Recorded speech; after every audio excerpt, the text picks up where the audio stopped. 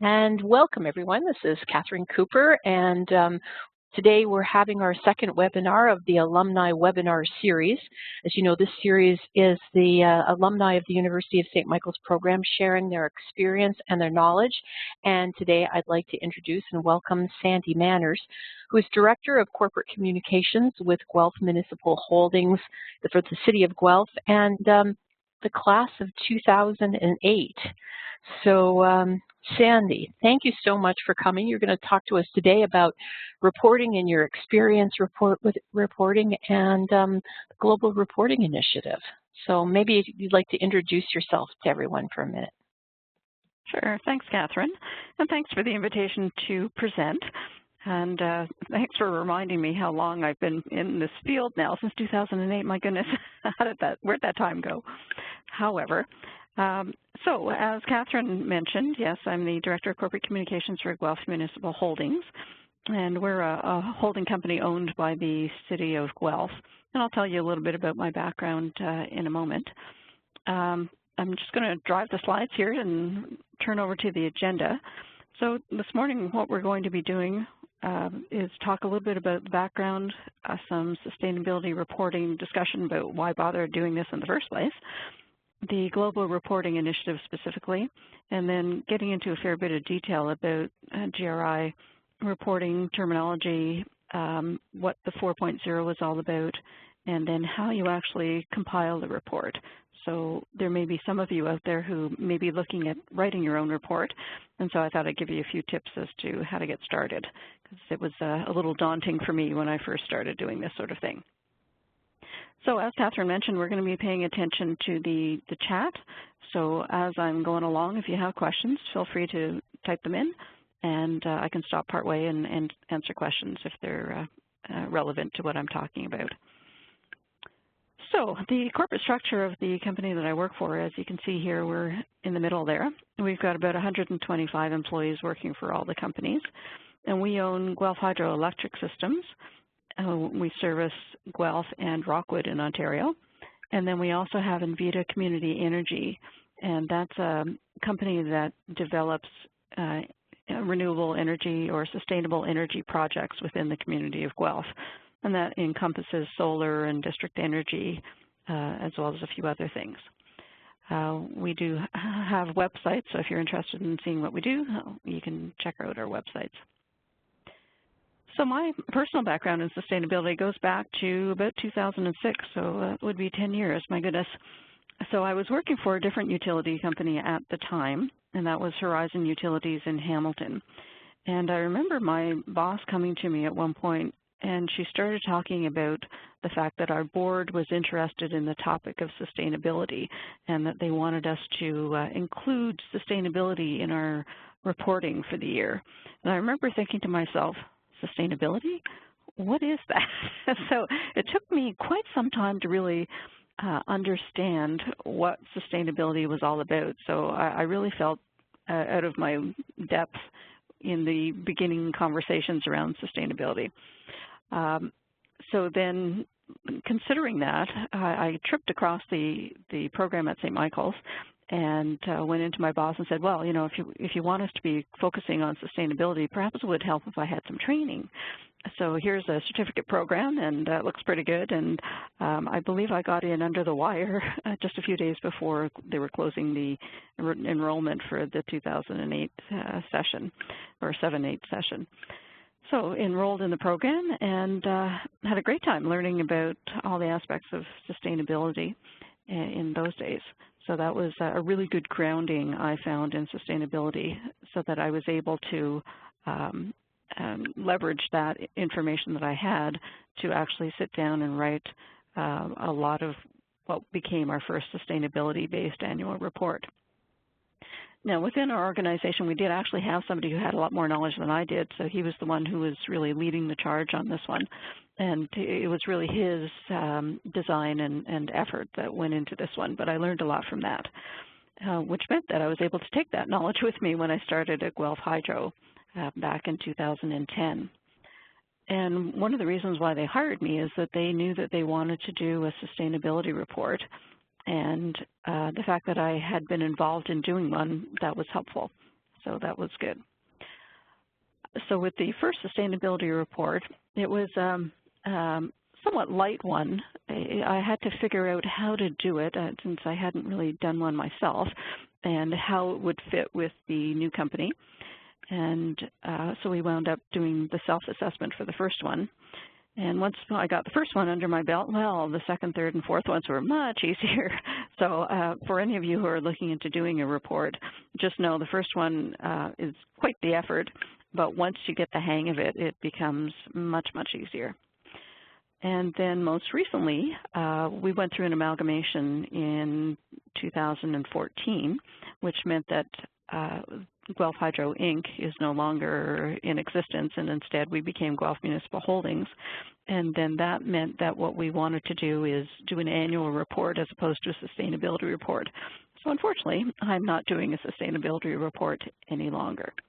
However, the challenges around doing the first couple of reports, or in particular the first one, my problem was that I was new with the organization, and it was just me in communications, so I didn't have other people to rely on very well.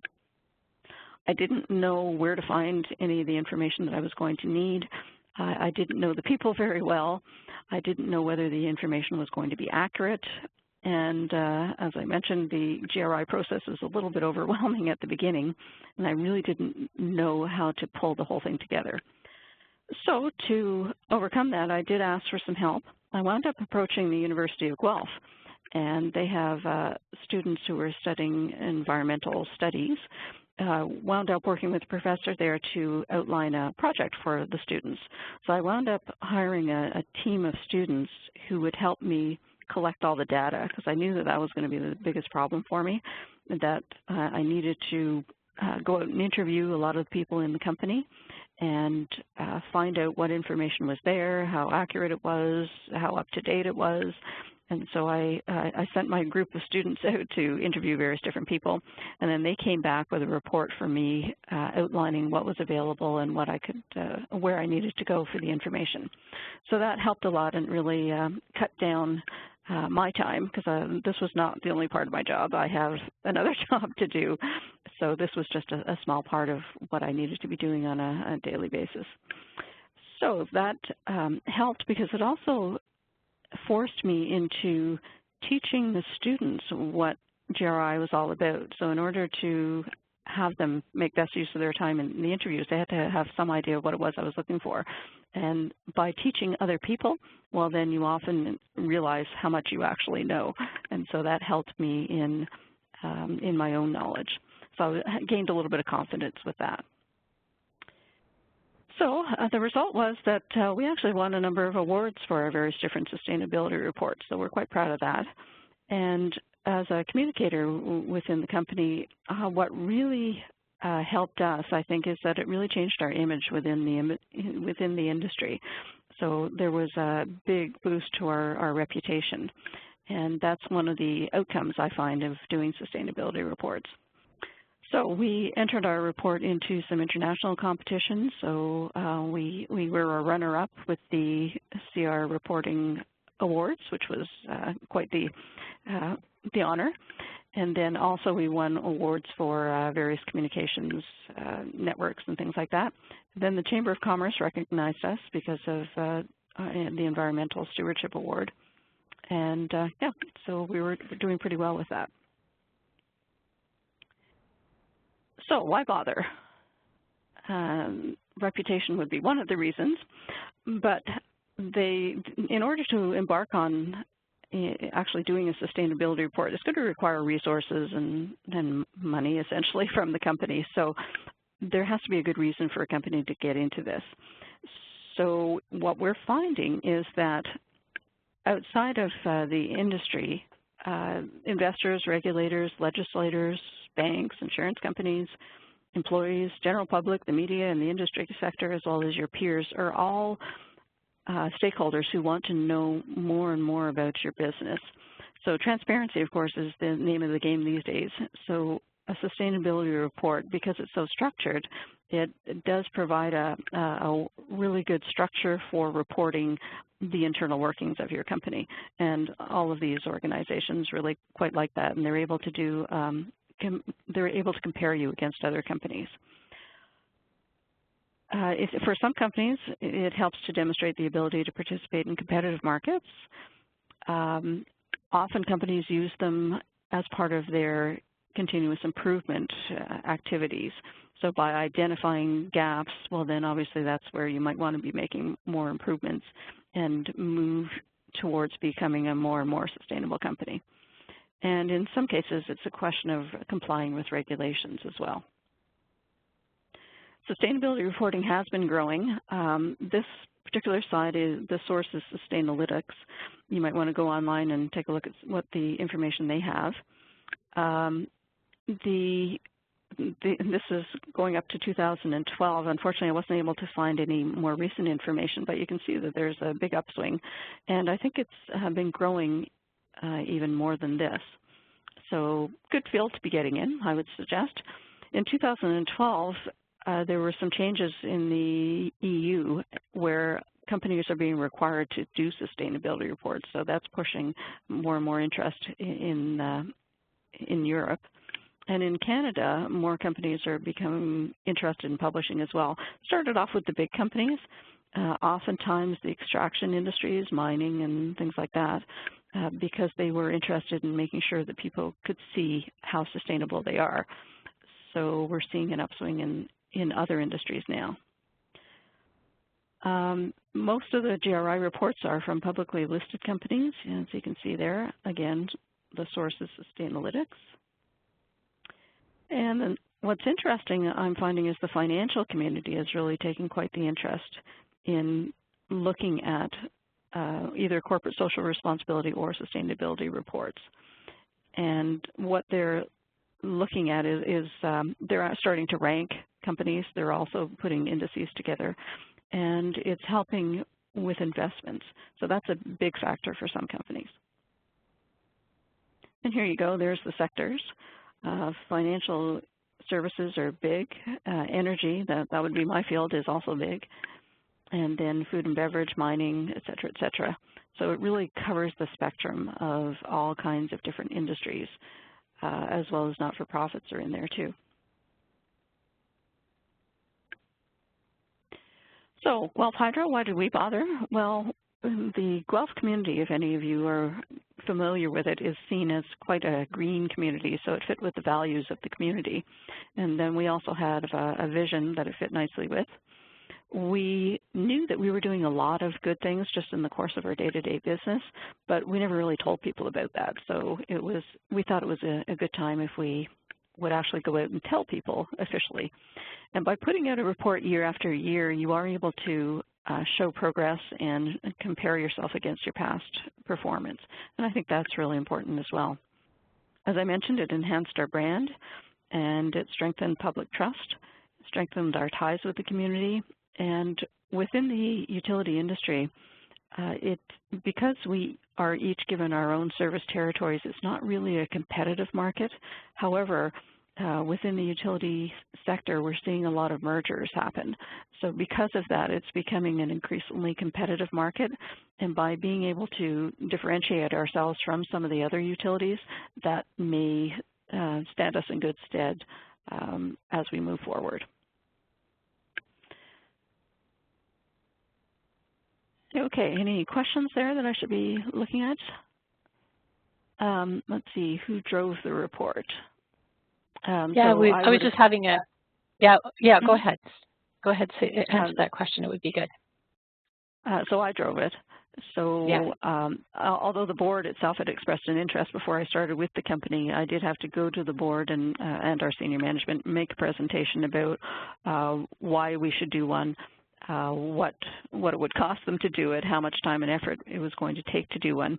And they had to go on faith with me to a certain extent, because I didn't really know what the report would look like by the time I finished it. So it was a matter of convincing them that this was a good thing to do, and here's why. don't really know how much it's going to take, but here's my guess. And because it fit with what they were trying to achieve with the company, then we decided to go ahead with it. How did you have a team? Like Sabina was saying that they'd had a green team that was helping to create theirs. Did you have a team of people you were working with? Because there was a lot of data requirements. So how did you get those from the not really a formal team, no, although it was a matter, well, regulatory is a key piece for us. We have to do a lot of regulatory reporting, and so a fair bit of the information was coming from them, and so I had to make sure that whatever they were reporting was the same thing that I was reporting. So we had to coordinate our efforts with that. But as for a team, no, we didn't really have a team. We're a smallish organization, and that would be partially why. I see another question there from Joan. I think she sent it to me, but she asks, how much do you think it actually cost you to build the report? And time, blood, sweat, and tears for me for about, let's see, 6 months of my life. So in terms of dollars, it really depends on whether you're going to be publishing electronically or hard copy. We made the decision over the last few years to publish in hard copy because within the government sector and utility sector, we're a little bit old-fashioned, shall we say, so it helps to actually mail out a copy still in this day and age. So our budget is somewhere between $12,000 and $20,000, depending on the year and depending on how long the report's going to be. And that does not include my does not include my time, and I'm the one who writes it. So I know that some companies would outsource the writing, so that would be something else. And does that include the typesetting? You know, how to get well, after it's written, that includes the typesetting and the printing? Yeah. Okay. Yeah, that's design and printing, yes. Yeah. So let's say 12 to 15,000 for design and printing, and that would be for about 1,000 copies. And then on top of that, you have your writing costs, and then time for your employees. Okay. Right. Thank you so much. So great. Moving on to the Global Reporting Initiative, so I'll be referring to it as GRI for short. So it's the most widely used sustainability reporting framework worldwide, and their intention was to provide a standard, so standardized ways of reporting. And they've really grown over the last few years. If you go onto their website, they have all kinds of resources available for people who are looking into doing a report. So they started back in 1997. They've put out guidelines over the course of years, and they've evolved. So they started in 2000 with the first guidelines. I got involved with the G3 guidelines, and then they decided they would do some supplements for particular sectors. So there is a sector supplement for energy, for example. And then they've continued to improve or streamline the process, and we're up to the G4 guidelines now. And now I just realized that in 2015 they actually have an exam that you can take to become accredited in this. So I thought that was a pretty good idea. I could have used that at one time. They're also aligning with all the various other reporting models that are out there. So some of them may be familiar to some of you. I was familiar with ISO. That's used often in the manufacturing industries as well as others. And so it's nice to see that everything's becoming aligned. We're all talking the same language. So the objectives under GRI is to provide a way of comparing companies against each other and to measure them over time, to provide the information in a transparent manner and providing accountability to stakeholders. Now in the G4 guidelines, when you're doing a report, you have to disclose on your organization's impact. So how are you impacting the world in the environment, society, and the economy? So you have to look outside your organization and really talk about how you're impacting the world around you. It's really important to note that by doing one of these reports, by putting your information out there, people are going to be looking at how your performance is, and generally speaking, they look for you to be making improvements. So that would be something that the outside world would be looking at for your company, and one of the reasons for doing the reports. So it drives improved performance. The principles, guidelines, and indicators are used to measure economic, environmental, and social performance, of course. Nice that it can be used for any size of organization, and as I mentioned, there's the for-profit as well as not-for-profit organizations that do this. It's voluntary. You don't have to submit your report to the GRI.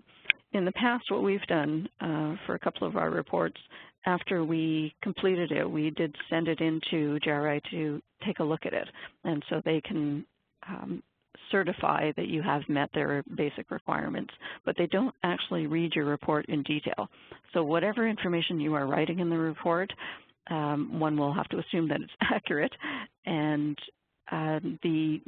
with the G4 requirements, a senior executive has to sign off stating that, yes, the information in the report is accurate. It's very similar to an annual report where you have your auditors signing off.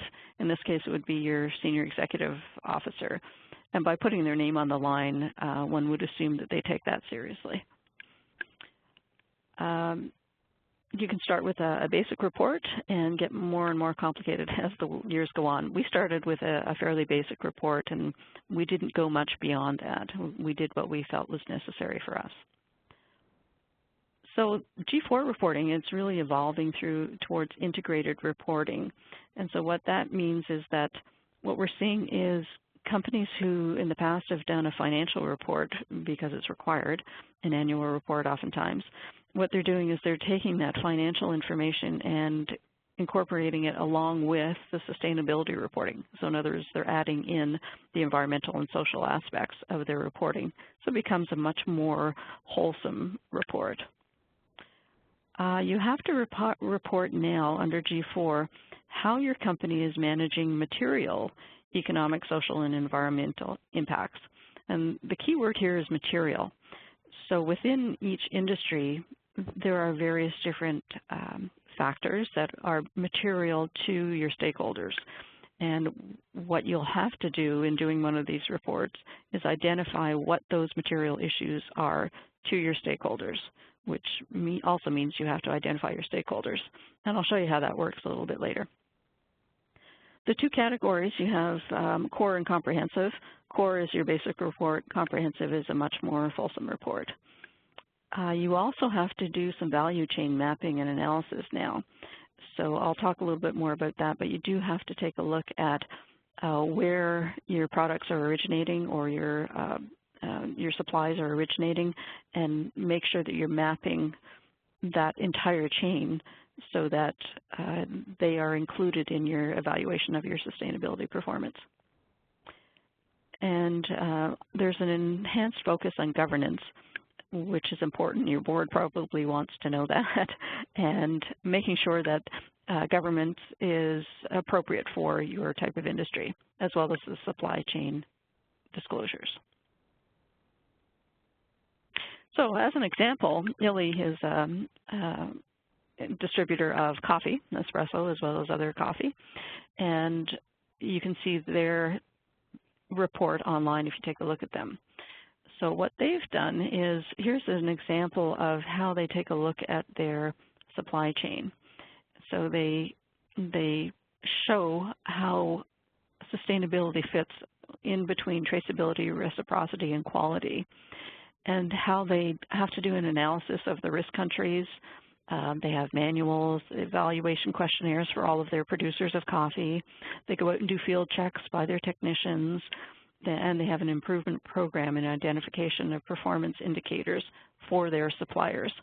So here's an example of where you have to back things out of your company and go to your suppliers and make sure that you know what your suppliers are doing. So I thought they did a good job on this one. They also talk about the indicators used for monitoring sustainability along their production chain. So you can see they take a look at the environmental risks, the labor risks, the ethical risks, and the product risks. So every supplier that they have, they would be having them go through all this sort of a process. And here's the emphasis on materiality. And it's the notion of impact, both the current impact and the potential impact on your society, on the environment, and the economic well-being of the company, the employees, and other stakeholders. And so it's a direct or indirect impact. So the information that's in the report has to match up with what your stakeholders think is important. So it's not, which is a bit of a change in what you might see from financial reporting. So financial reporting, oftentimes, the company is looking at what's important to the company. However, what this is really talking about is who are your stakeholders and what do they think is important as what you should be doing. So that really turns things on its head. So what you need to do there, of course, is you have to identify who your audiences are, who your stakeholders are. Then you have to outline what sort of engagement activities you participated in to figure out what's important to your stakeholders. So there's a lot of responsibility associated with this one. And then you have to talk about, okay, which material issues you identified, how you evaluated them, how you prioritized them, and then what you're going to be doing about them. So there's a big responsibility here, and it can be kind of scary for a company to look at. And this is the big change between a G3 report and a G4 report. So when I was doing the reporting, we didn't have to do this in as much detail. However, I did work in some of it. But now what I'm finding very interesting is within the utility world, our regulator is now forcing us to identify our stakeholders, identify what stakeholder engagement we're doing. So I'm seeing an alignment between what our regulator is doing and what we were already doing under GRI. So under stakeholder engagement, there are a number of requirements within a report. Again, this is from Sustainalytics. You have to provide a list of your stakeholder groups engaged by your organization. So who did you go out and talk to? You have to report on how you identified them and why you selected them. So in other words, they're making sure that you're not just targeting a small section of your stakeholders because they're going to say good things about you. You have to report how you actually engaged. So was it focus groups? Was it surveys, telephone? And then how often you did that. And then the key topics and concerns that they raised, and where you actually address them in your report. So in other words, what you're going to do about that. So again, ILI is a good example. So you can see here by the chart that they've provided, they've shown various different parts of their organization, and then they've mapped their stakeholders. So in their case, local institutions, local community, the workers, the community, et cetera, et cetera. So there's various different ways of providing this information in your report. Infographics are a good thing to do, and it really forces you to sit down and think about who matters, or conversely, how does your business matter and to whom. And again, here's ILI. They've outlined which are the key issues for their stakeholders and what their main consultation initiatives were. So, they include things like ad hoc company visits, social networks, customer satisfaction studies, training that they've provided, et cetera, et cetera. So there's all kinds of ways that companies engage with their stakeholders. Okay, so back to questions. I see one here. What kind of stakeholder engagement were you or are we doing at Guelph Municipal Holdings? Good question, and we have a lot of that going on. We, at the moment, actually, we're out there doing a telephone survey about electrical safety, trying to figure out how much people know in our community about electrical safety. Other than that, at the beginning of the year, we also did a telephone survey as well as some focus groups with residential and small business customers to find out what their concerns were, as well as talk to them about our something called a cost of service application that we have to put in. So in other words, when we are needing to raise our rates or change our rates, we have to go out to the Ontario Energy Board and make an application. So we went to our stakeholders and told them all about this application, about what we needed money for, and then told them what we were probably going to be asking for in the way of a rate change. So we did a lot of consultation with our customers about that. Internally, we also do an employee survey, employee culture survey, as it's called. And with our large customers, we have face-to-face meetings with them. Then, of course, there's social media. We track emails. We track our telephone calls to our customer service center. So all of those are ways that we gather information from our customers to find out what their concerns are. And then outside of that, we also have our stakeholders in the government who we talk to all the time. We also have our shareholder, the City of Guelph. We talk to them as well. So through those methods, we collect information. Wow, that's a lot. Yeah, it keeps me busy. I bet it does. The other question I had for you was, did you ever have to report under G4? Were any of your reports under G4? The last one that I did, we had received some training on G4, but it wasn't a requirement. You could if you wanted to, but you didn't have to report under G4. So what I did there is I reported under the previous regime, which was, I think it was 3.1, and then I included some information about materiality and stakeholders, but that was voluntary. I didn't have to do that. But it just seemed, we were doing it anyway. It seemed like the right thing to do. I see a question from Joan there as well. How did you determine that the GRI reporting was the right tool for your organization? And based on the knowledge you have now, would you still choose this reporting method? Good question. So GRI, because it's the most widely used method of standardized method of reporting, we thought that was a good thing to use. It was also used by a number of energy companies, particularly in the States, and so there was a precedent for using it. And then Horizon Utilities had done some work evaluating various different methods, and they had landed on GRI as well as a couple of others in the sector. So we figured for comparability purposes it would make sense for us.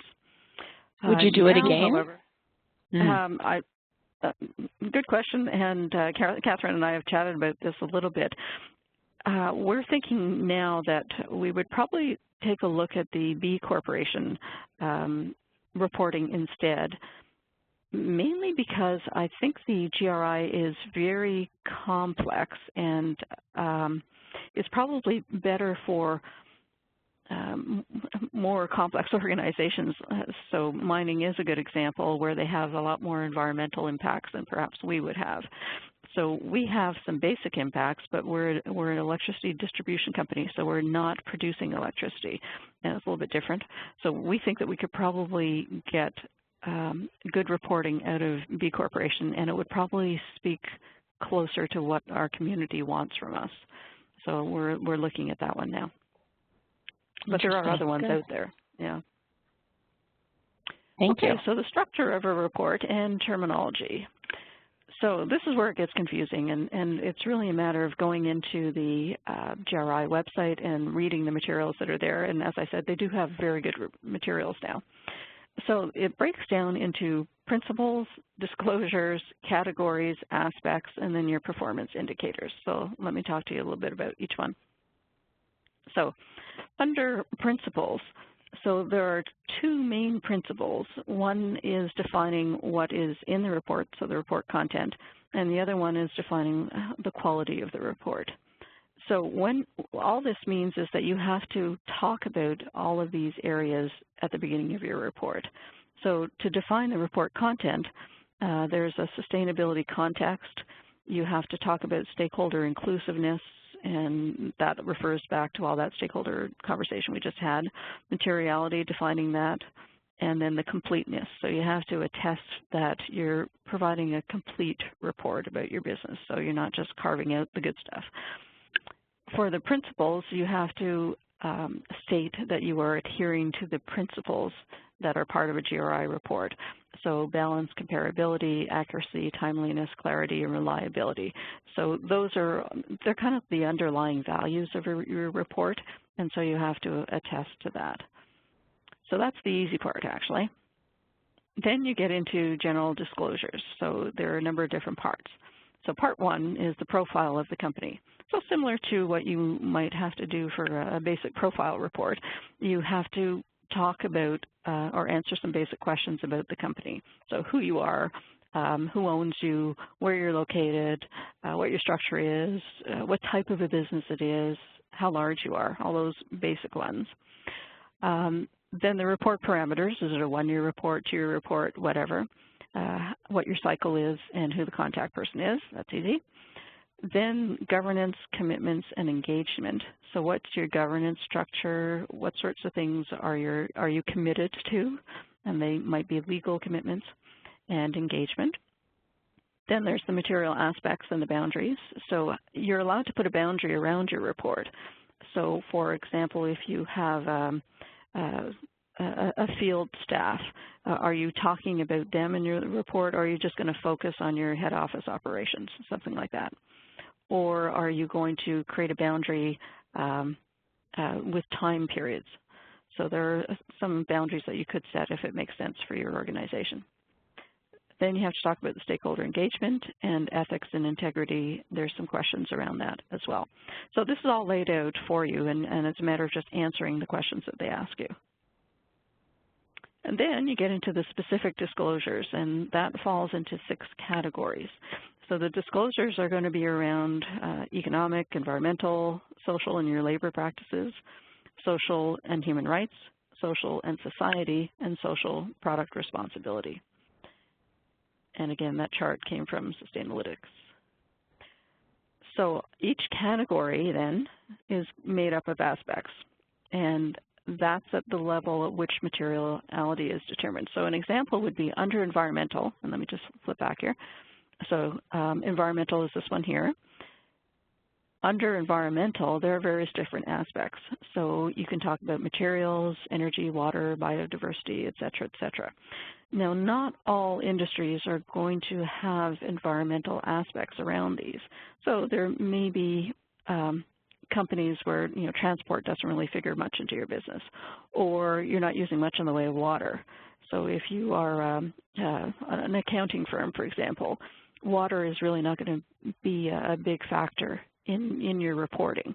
So here's where you have to determine which of those aspects is material to your business. So in our case, energy obviously is one. Water doesn't figure much in ours.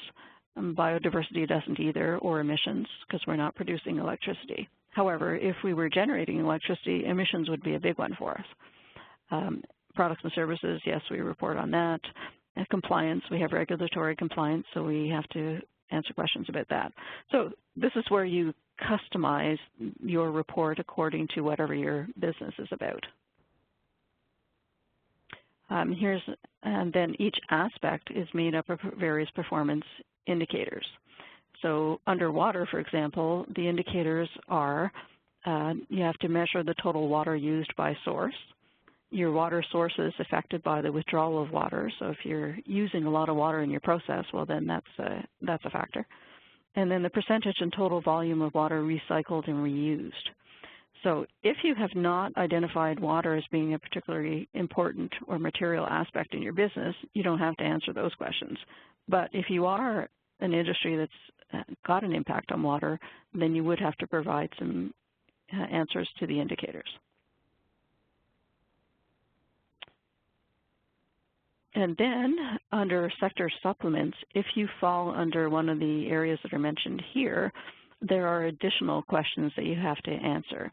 So in my case, I have to do the electric utilities one, and that talks a little bit more in depth about the type of business that we have, how much energy we are distributing, those sorts of questions, and in what methods. So questions about the structure of a report? Anybody have questions about the structure of a report? Sergey in the chat is basically saying he doesn't like the GRI G4 either, and it's a relief to him to not be the only one that's not in love with it. And in fact, I was yes. privy to a conversation of our advisory committee who basically, and it was a mining company and several others, a bank, and they basically said that as soon as G4 came out, that a number of them stopped using G4 as the standard, which is interesting. And it kind of goes back to that question about who wants the data and who needs the data, because I asked the mining company, so, what are your your shareholders and the financial groups that are supporting your company feel about that. And he says if they want information, they give me very direct, specific questions and requests for information, and I give that to them directly. So the report, so it was a question of who was looking at the report and what did they really need to, you know, focus on GRI for. So it was interesting. Yeah, and certainly with G4, that's one of the reasons why we pulled away, is that we felt it was going to be an awful lot more work. That with the materiality, if you know your business well, then you like to think that maybe you know what the material aspects are anyway. And in our case, we were going out and doing a lot of stakeholder engagement anyway as well. But what I found interesting is that our regulator is going down the same path, and so materiality and stakeholder engagement are becoming much, much more important. So we were a little bit ahead of the curve because we had already done some of this. So in a convoluted way, it actually helped us in the long run. So that was a good thing. Yeah, so you were kind of, because you were leading and they were the regulators kind of a follower in a way, you're well aligned. Yeah. Yeah, that's true. Yeah. Other questions, anybody? Anything else? I don't see any. All right, so compiling it, where on earth do you start? Well, as I mentioned, the GRI site, globalreporting.org, a really good website. I've noticed, I hadn't actually been on the site for a year, and I've noticed that they've really improved a lot of their materials.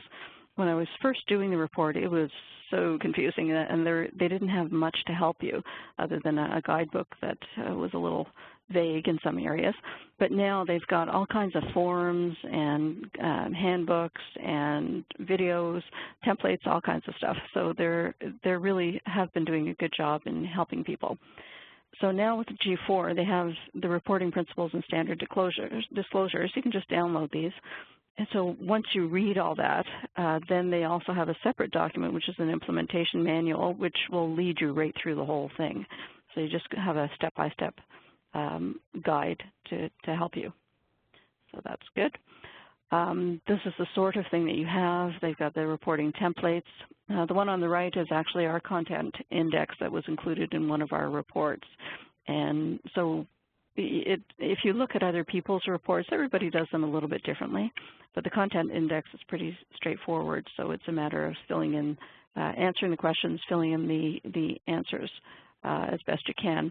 Now, what was confusing to me is that I thought originally when I looked at this sort of stuff is that they ask you the question and then you have to answer the question on the form. But that's not actually it. With the GRI reports, what you do is you provide a content index to your CSR report or sustainability report. So within that, you have the question, and then you just have to indicate where in your report people can go to find the answer. So in other words, you have a narrative of all the great things that you're doing in your company, and then you look up the content index, and if it asks you about your environmental impacts, what you do is you say, refer to sustainability report, page such and such. And then if people want information about that particular aspects, then they go into your sustainability report and they look that up.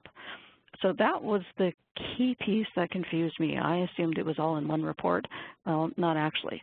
So you can also refer people to other locations. So if you have regulatory filings, you could refer people to that. You can refer people to your website. You can refer people to a brochure that maybe is on your website. So wherever the information is captured, that's what you put in to the content index. So then, once you decide that you want to do a report, you have to figure out, are you going to do a basic one or are you going to do a comprehensive one? And that's really up to the organization, how much time and effort they want to put into it and what they think they would get out of a more comprehensive report. Then you have to start collecting your basic information. Again, this is the easy part. Some of this, where you are, what you do, who to get in touch with and whatnot. Some of it, ethics and integrity, sometimes it's policies that you might have. So you would have to excerpt from your policies. Your standard disclosures, so you have to identify your stakeholders, talk about how you've been doing your stakeholder engagement, and explain how you identified those material issues that would be included and talked about within the report. And here's where you get into the real heavy-duty reporting. So you can see here you've got your category and aspects. In this case, it was economic. And then these are all the performance indicators down here. So you have to identify the list, topics that have the potential to be material, and consider the impact on your stakeholders and on the organization as a whole. And once you do that analysis, then you figure out which aspects within them are material.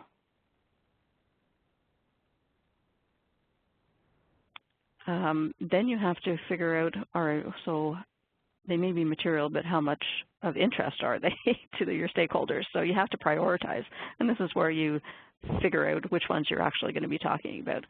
So this is one of the ways of showing how you've decided to prioritize.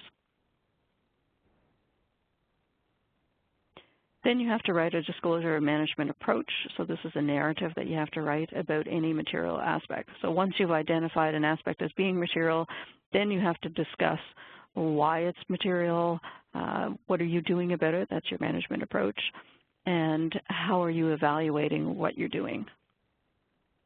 And so that leads you to continually improving your processes. And then you have to determine which indicators you're going to report on. So in the core report, all you have to do is report on one indicator per material aspect. And comprehensive, you have to answer all the questions, essentially. So they tell you about how to do it. And each indicator, they discuss what measurement you should be using, the type of information that should be reported.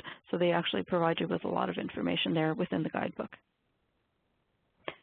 So the best advice I can provide is get the guidebook and do it step by step by step. Because if you look at the entire reporting, it's just so overwhelming. But if you just chunk it off piece by piece by piece, it actually makes a lot of sense once you've gone through the whole process. And then take a look at the sector supplements. If you have to do one, well then you would have to answer the questions for that as well.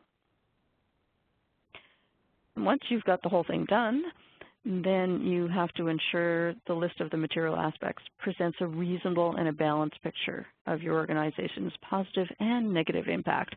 And that's one of the things we haven't talked about, is that the implication under sustainability reporting is that you have to be reporting positive and negative. Companies have a tendency not to want to talk about the negative, but by reporting, doing complete reporting, you have to discuss the negatives as well. And then you discuss how you're going to improve things. So, and that speaks to the completeness of the report. And then you have to make sure that you can attest that it's a complete report, as well as that you've included all of your various different stakeholders. Then you produce the thing, you write it, you do the complete content index, you obtain executive sign-off, you post the report on the GRI site if desired. In between there, in our case, we have to get board approval, and we also have to go to City Council to get them to approve it. And then you have to figure out what you're going to do for next year. So you just put the last one to bed, and you're probably getting started for the next one. So when you can also have GRI take a look at it and certify that you've met the requirements or not. But whichever the case, you either have to mention in your report that you're self-assessed or that you've been assessed by GRI. And that's it in a nutshell. So other questions? Sandy, and I was just going to say, if people would like to unmute themselves and ask a question, you're welcome to do that. You can also put questions into the tool, the chat box as well. Sandy, I was going to ask a question about that third-party auditing. So basically what GRI is certifying or recognizing that you've covered all the bases, right? That you've identified all the various components. Are some companies actually doing almost a third-party audit like you might find with an auditing firm doing a financial statement audit? Yeah, I believe some of the really large companies do. Okay, all right. I see that Sabine is asking a question. Can the data you collect change from year to year from a metric aspect? Yeah, absolutely. So that would speak to the materiality. So if your stakeholders come up with a new area that they're really concerned about, well then yes, you would have to be reporting about something different there. And also your business may be changing from year to year as well. So maybe you buy another company, and so now your company looks different. So that would change how you're going to be reporting.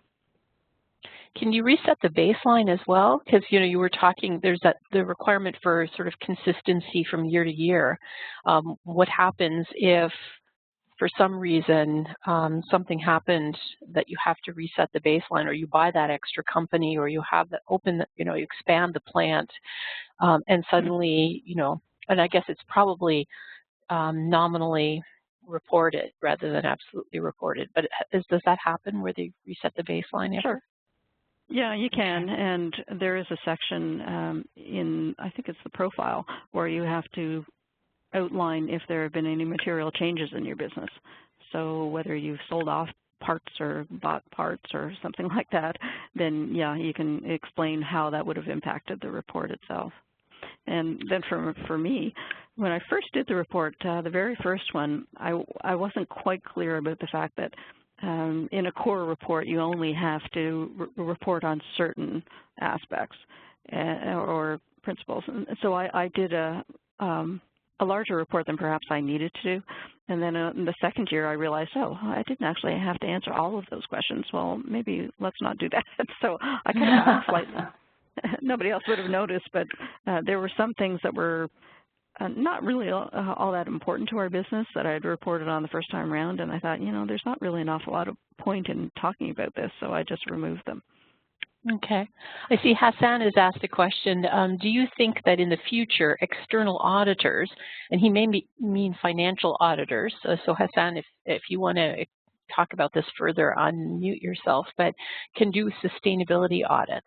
So do you think financial auditors could also do sustainability audits? Absolutely, and I believe they're doing them already. So early on, I mentioned that the financial community is taking quite the interest in all of this sort of reporting.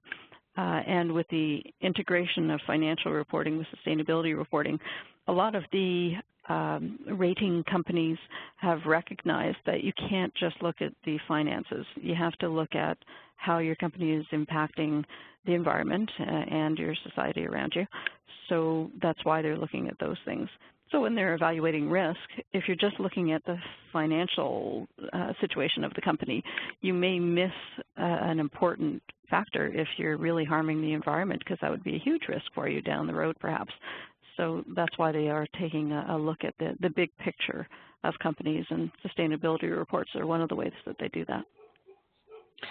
Can I ask you, well, I'm waiting to see if other people put questions in the chat box here about the balanced reporting, because as you said, most companies like to talk about the great things they're doing, but not expose the things that aren't working for them. What was it like within your company? How did you decide what would go into that other side, or did you, or I'd be interested in the conversations that go on around trying to decide how to create that balance. Well, first of all, you have to figure out whether the issues are material. So for us, an electricity distribution companies, reliability is key for us, for our customers. Health and safety would be key for our customers and the public and our employees. So anything around that we'd have to be talking about. So if we had an accident, of course, that would show up in a sustainability report. You can't just ignore the fact that you had an accident.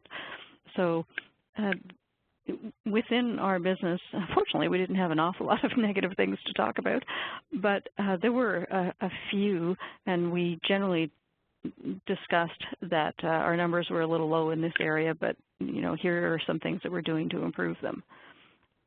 So there really weren't things that we had to leave out per se. Okay.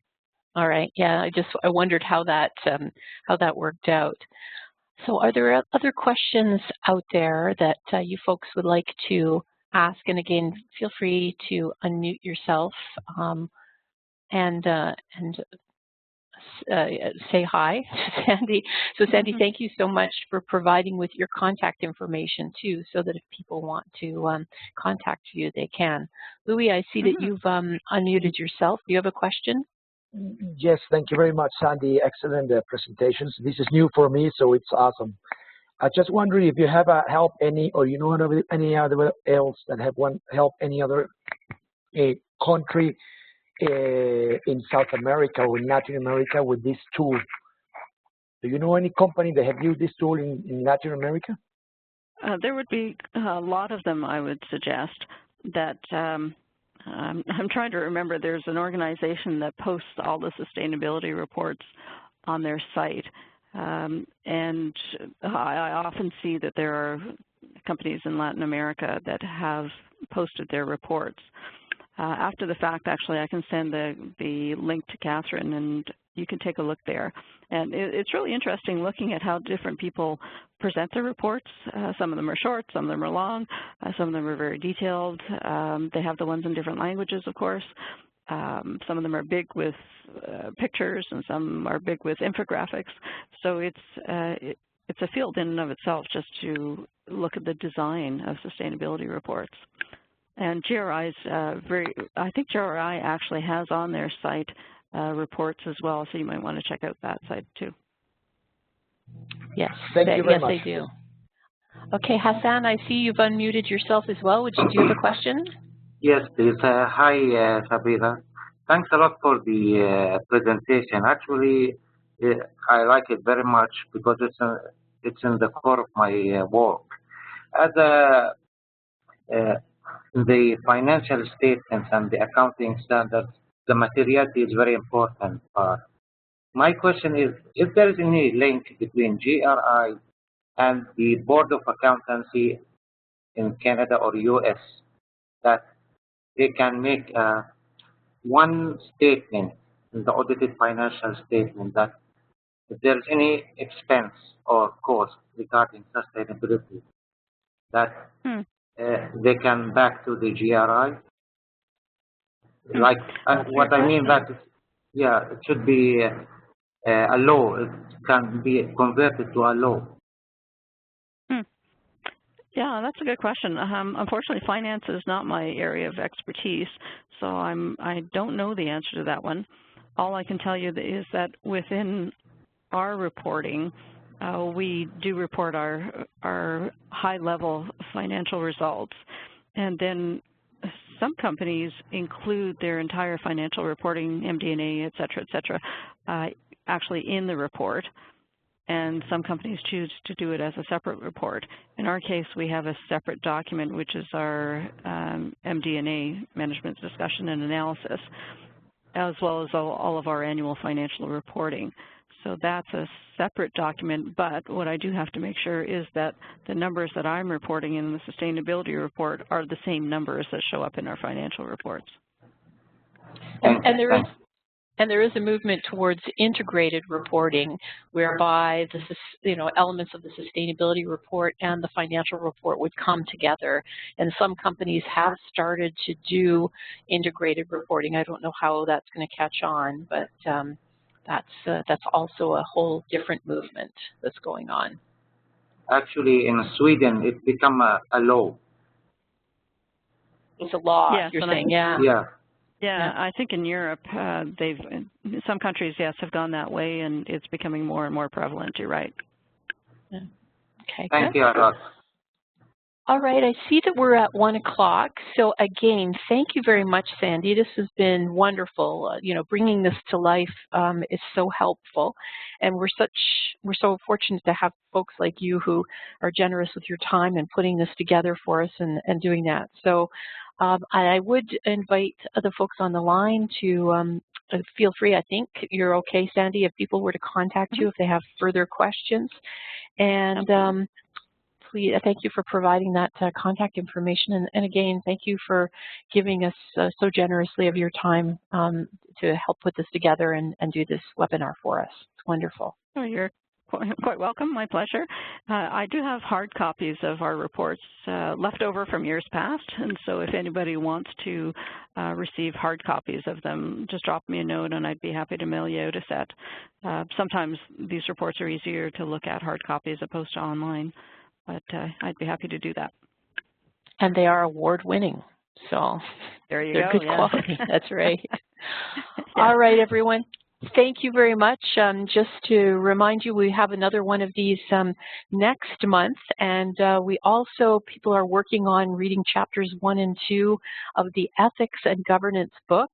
And at the end of February, there is another discussion post on those chapters. So look forward to connecting with you next month, and good luck with reading the ethics book as well. Thanks so much again, Sandy. You're welcome. Bye-bye.